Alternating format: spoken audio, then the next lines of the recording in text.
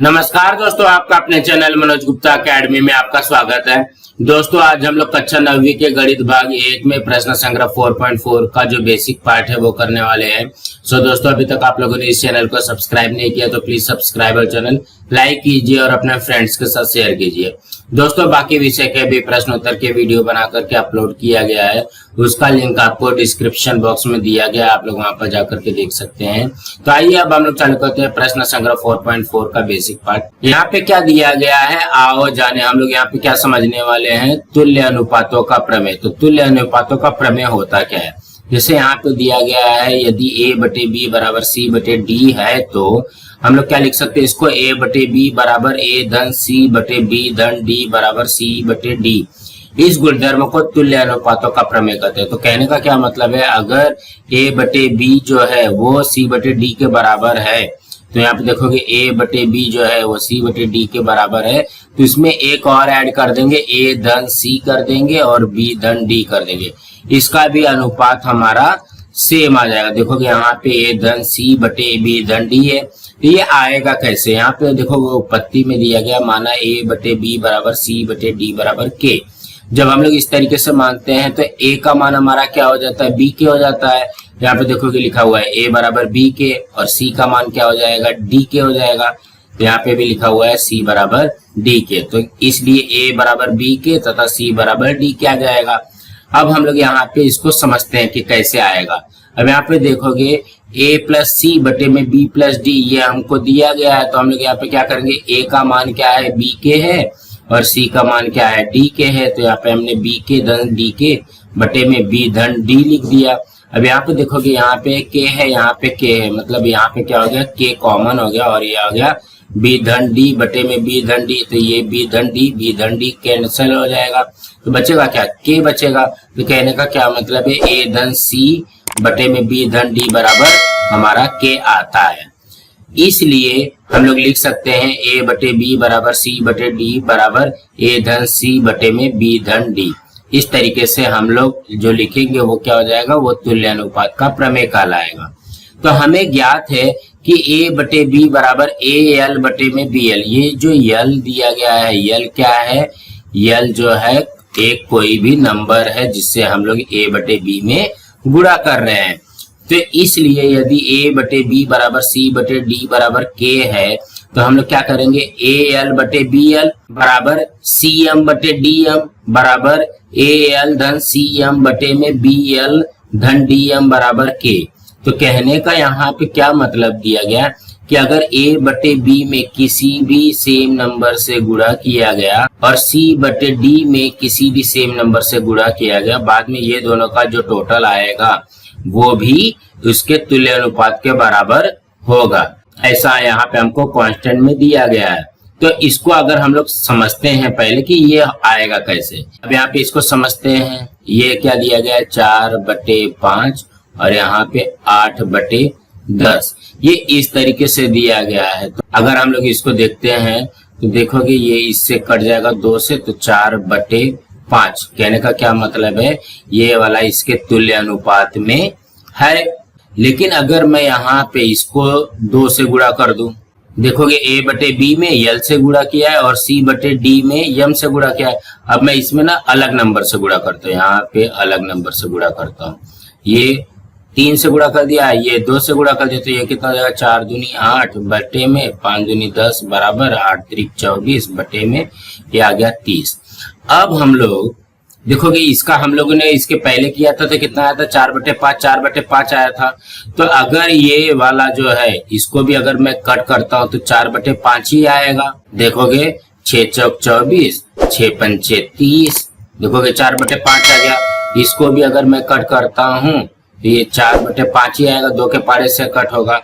तो कहने का क्या मतलब है, हम लोग जब भी यहाँ पे a बटे b में भी जो भी नंबर से गुणा करेंगे और c बटे d में भी जो भी नंबर से गुणा करेंगे तो हमारा अनुपात सेम आता है।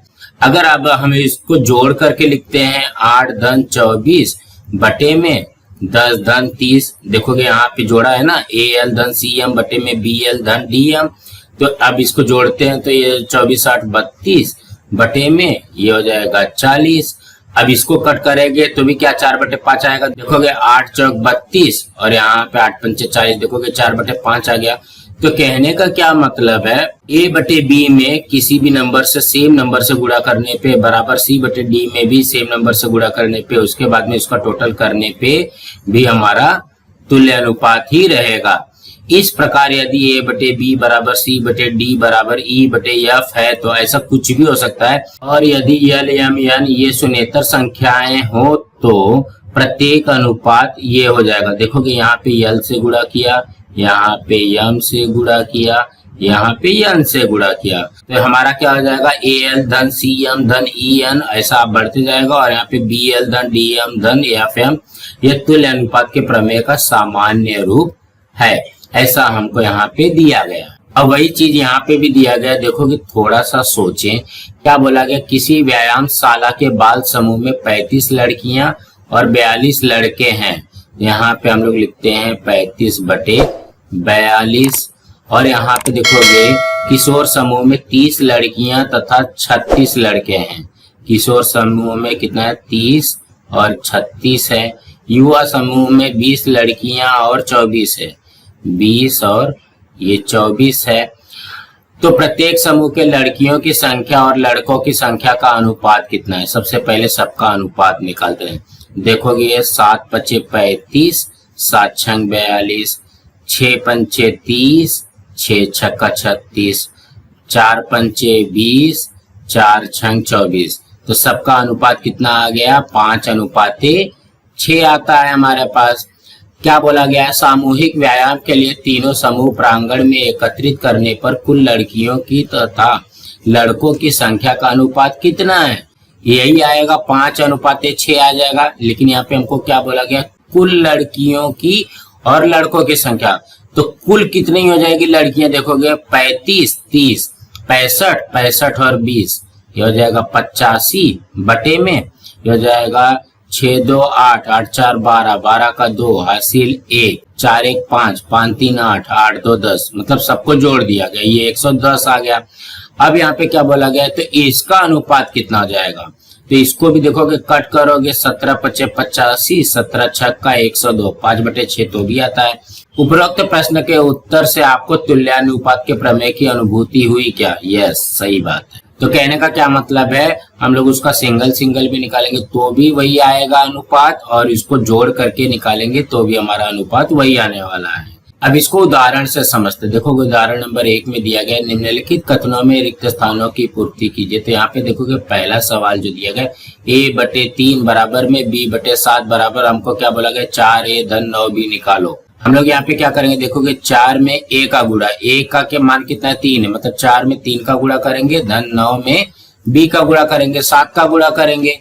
यहाँ पे देखोगे वही लिखा है 4 × 3 धन 9 × 7, तो ये हो जाएगा 4 3 12 और 9 7 63। तो 12 और 63 कितना हो जाएगा, 75। तो कहने का क्या मतलब है, इसका उत्तर आ जाएगा 75। दूसरे में क्या दिया गया है, x/3 बराबर y/5 बराबर z/4 बराबर, यहाँ पे देखोगे 5 में x का गुणा करना है, मतलब 3 का गुणा करना है, 3 में y का गुणा करना है, मतलब 3 में 5 का गुणा करना है, 4 में z का गुणा करना है, मतलब 4 में 4 का गुणा करना है। देखोगे 5 में 3 का गुणा किया, -3 में 5 का गुणा किया और 4 में 4 का गुणा किया। तो इसको लिखने के बाद में तुल्यानुपात में एक साथ में लिख लेंगे तो हमारा उत्तर आ जाएगा 15 में से 15 गया 0 धन 16, मतलब ये उत्तर आएगा यहाँ पे 16। अब हम लोग यहाँ पे दूसरा उदाहरण देखते हैं, तो इसको कैसे करेंगे। उदाहरण नंबर 2 में, यदि a बटे में x - 2y धन 3z बराबर b बटे में y - 2z धन 3x बराबर c बटे z - 2x धन 3y तथा x धन y धन z बराबर 0 नहीं है, तो सिद्ध कीजिए कि प्रत्येक अनुपात बराबर a धन b धन c बटे में 2x धन y धन z है। तो इसका हल कैसे करेंगे। देखोगे इतना बड़ा प्रश्न है और हमको लेके आना है, यहाँ पे सिर्फ थोड़ा सा दिमाग लगाओगे ना तो आ जाएगा। तो सबसे पहले हम लोग क्या मानते हैं, माना a बटे x - 2y धन 3z बराबर b बटे y - 2z प्लस 3x बराबर c बटे z - 2x धन 3y बराबर k। इसको k मान लेते हैं।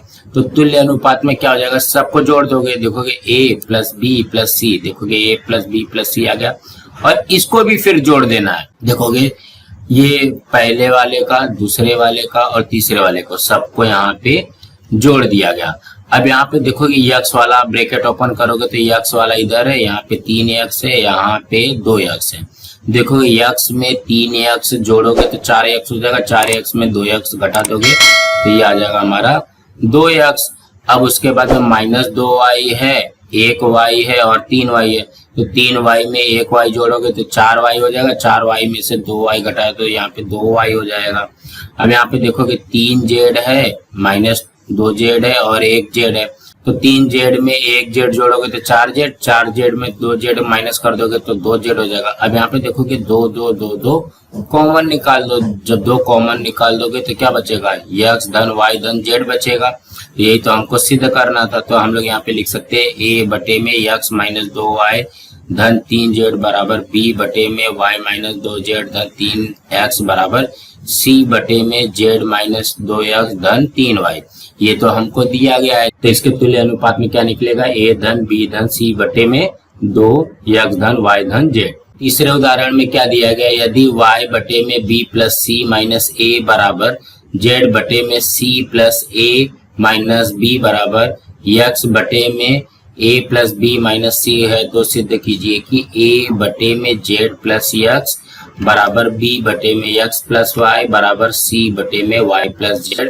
यह हमको सिद्ध करना है। तो यहाँ पे देखोगे a b c ऊपर है और यहाँ पे z x y जो है नीचे है, तो हम लोग क्या करेंगे, सबसे पहले इसको विपर्य स्थानुपात कर देते हैं। तो विपर्य स्थानुपात क्या हो जाएगा, ये इसका उल्टा हो जाएगा। अब ये उल्टा हो जाएगा तो इसको हम लोग मान लेते हैं बराबर k है, ठीक है। तो सबसे पहले हमको देखो कि यहाँ पे नीचे का ध्यान से देखो, z प्लस x दिया गया ना, तो हम लोग z प्लस x वाला कौन सा है, ये वाला है। ये कहने का क्या मतलब है, हम लोग सिर्फ इसको लेंगे। तो हम लोग यहाँ पे क्या करेंगे, z प्लस x लिखा और z की वैल्यू क्या है, c plus a minus b plus a plus b minus c। देखोगे ये यहीं पे आ गया। अब यहाँ पे चेक करते हैं कि कौन सा कटेगा। देखोगे c 1 प्लस है, 1 माइनस है, यहाँ पे माइनस b है, यहाँ पे प्लस b है, ये कट जाएगा तो यहाँ पे क्या आ जाएगा, a है, तो मतलब ये क्या हो जाएगा, 2a बटे में zx। ये आ गया कथन नंबर 1 से। अब हमको क्या लेना है, एक्स वाई लेना है। देखोगे यहाँ पे क्या है, एक्स वाई है, तो एक्स वाई देखोगे ये यहाँ पे है, ठीक है। तो हम लोग क्या करेंगे, सबसे पहले एक्स धन वाई यहाँ पे लिखेंगे और एक्स की वैल्यू क्या है, a प्लस बी माइनस सी। देखोगे a प्लस बी माइनस सी और y की वैल्यू क्या है, b प्लस सी माइनस ए, बी प्लस सी माइनस ए। अब यहाँ पे चेक करोगे ब्रैकेट ओपन करने के बाद में कौन सा कटेगा, देखोगे c प्लस है माइनस है और a जो है प्लस है माइनस है, तो क्या हो जाएगा, 2b बटे में x धन y। ये हो जाएगा समीकरण नंबर 2। और तीसरा क्या करना है, y प्लस जेड करना है। तो y प्लस जेड कहाँ पे आएगा, देखोगे ये वाला लेंगे हम लोग, तो ये क्या हो जाएगा, y प्लस जेड लिखा तो y की जगह पे क्या आ जाएगा, b प्लस सी माइनस ए और z में आ जाएगा c प्लस ए माइनस बी। देखोगे यहाँ पे लिखा हुआ है। अब यहाँ पे माइनस बी, ये प्लस बी कट हो रहा है, माइनस ए प्लस ए कट हो रहा है, तो ये क्या हो जाएगा, सी 2c बटे में y प्लस जेड। ये हो जाएगा समीकरण नंबर 3।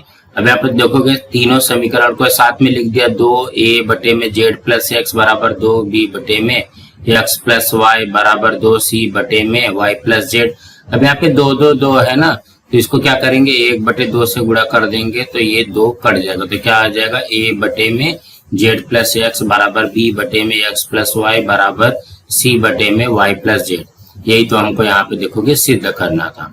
सो दोस्तों इसी तरीके से करना है। अब हम लोग अगला उदाहरण देखते हैं। चौथे उदाहरण में क्या दिया गया, हल कीजिए। इसको हल करना है तो क्या बोला गया, देखोगे 14x का वर्ग माइनस 6x धन 8 बट्टे में 10x का वर्ग धन 4x धन 7 बराबर 7x माइनस 3 बटे में 5x धन 2।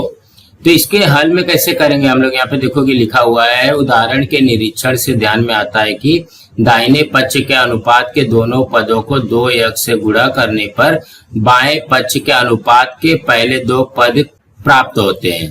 तो कहने का क्या मतलब है, अगर इसमें देखोगे यहाँ पे 5x बटे 2 में और यहाँ पे 7x माइनस 3 में 2x से गुणा कर दो, 2x से गुणा कर दोगे तो कितना जाएगा, देखोगे 7 दूनी 14x का वर्ग और 3 दूनी माइनस 6, यहाँ पे 2 पंचे 10x का वर्ग और 2 दूनी 4x, इस तरीके से आता है। अतः दाहिने पक्ष के अनुपात के दोनों पदों को 2x से गुणा कीजिए, परंतु प्रथमतः यह निश्चित कीजिए कि x बराबर 0 नहीं है।